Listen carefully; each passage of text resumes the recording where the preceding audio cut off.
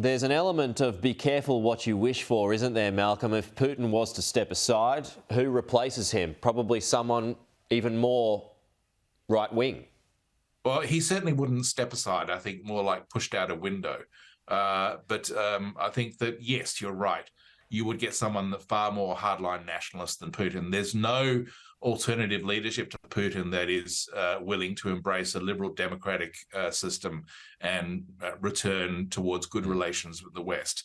All the potential contenders, Patrushev, Prigozhin himself, various different others, are all hardline nationalists that actually want to take a more harder approach to the war in Ukraine than even Putin has done. And I think the worry would be that you would get someone in the Kremlin that is really willing to take more risks, including potentially with nuclear weapons. Well, that was the point, yeah. Someone more willing to press the nuclear button. That's a worry.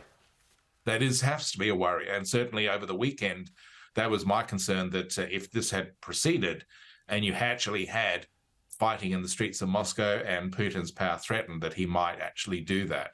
And of course, Russia is a nuclear weapon state. If you have a civil war in a nuclear weapon state, the issue of positive control of nuclear weapons, how to ensure that they're not used without authorization, really comes to the fore. I mean, and I'll close here, just quickly here, Malcolm. And I mean, do we find now that Western leaders, all of a sudden faced with that prospect, may well fold behind Vladimir Putin now and support him to keep him there because he's better than the alternative?